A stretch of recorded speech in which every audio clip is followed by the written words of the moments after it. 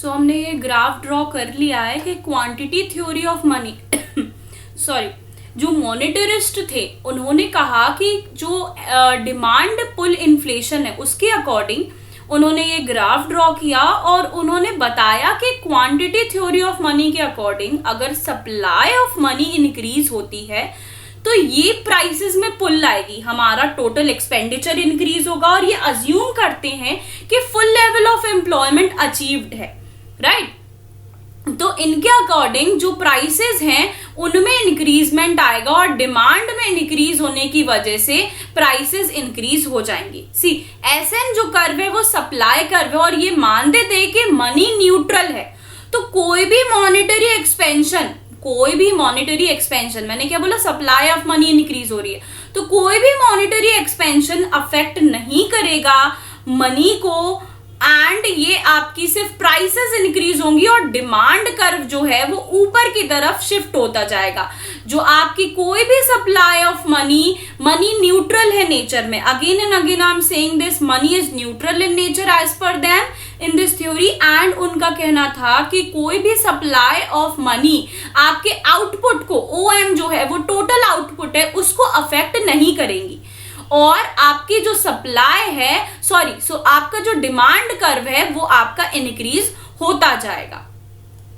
अगर हम बात करें किनीशियन डिमांड पुल इन्फ्लेशन की, तो मैंने आपको पहले ही बताया था, it is a concept of full employment. वो कहता है inflation is occur when a full employment is achieved and before full employment the employment will also increases along with the increase in prices। जैसे जैसे price increase होंगी आपका employment भी increase होगा, लेकिन जैसे ही फुल एम्प्लॉयमेंट की सिचुएशन आ जाएगी फिर फर्दर आपकी मॉनेटरी एक्सपेंशन पर आपका आउटपुट इंक्रीज नहीं होगा। तो ये था कीन्स का डिमांड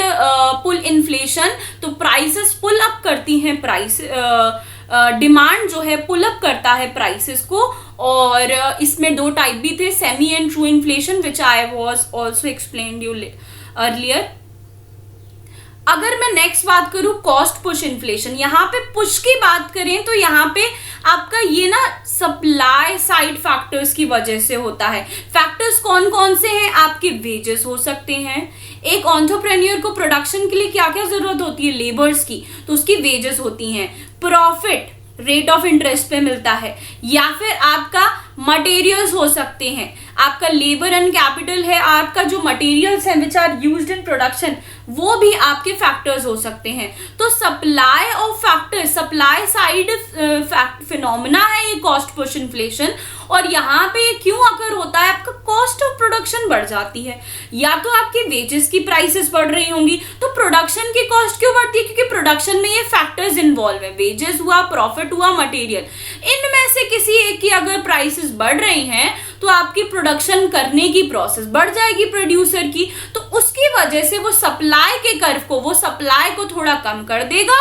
और प्राइसेस को राइज कर देगा। देखिए यहाँ पे ये प्राइसेस थी जो आपका P0 पे था, ये आपका डिमांड कर्व है, एंड AS2 जो सप्लाई कर्व है वो, और देखो आपका आउटपुट ये था। अगर मैंने प्राइसेस थोड़ा, मतलब मैंने सपोज करो कॉस्ट ऑफ प्रोडक्शन बढ़ गई, मैंने पेट्रोल का एग्जांपल लिखा है यहाँ पे, अगर पेट्रोल के दाम बढ़ गए, पेट्रोल एक मटेरियल है, तो उससे रिलेटेड जितनी भी इंडस्ट्रीज चल रही होंगी, पेट्रोल के प्रोडक्ट, पेट्रोल से जितने भी प्रोडक्ट बनते होंगे, उन सबका कॉस्ट ऑफ प्रोडक्शन बढ़ जाएगा, क्योंकि पेट्रोल के दाम बढ़ गए हैं। तो अब एंटरप्रेन्योर्स क्या करेंगे, अपना थोड़ा प्रोडक्शन कम कर देंगे, तो Y1 से Y की तरफ आ गया, AS कर्व शिफ्ट हो गया, लेफ्टवर्ड शिफ्ट हो गया, और वो अपनी अब जो बर्डन हुआ है, कॉस्ट ऑफ प्रोडक्शन बढ़ गया, वो शिफ्ट कर देते हैं कंज्यूमर्स पे, तो प्राइसेस में हाइक हो जाता है। ये कहलाता है आपका कॉस्ट पुश इन्फ्लेशन। ये wages, profit, cost of production in सब की वजह से बढ़ता है। प्रॉफिट, अगर रेट ऑफ इंटरेस्ट बढ़ रहा है तो एंटरप्रेन्योर्स किस पे बर्डन शिफ्ट करेंगे, तो कंज्यूमर्स पे शिफ्ट कर देंगे।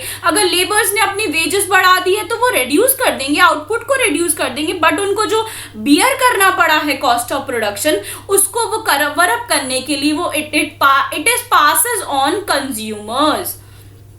तो ये होता है cost push inflation. Now I will tell you about the simultaneous relationship between a demand pull and a cost push inflation.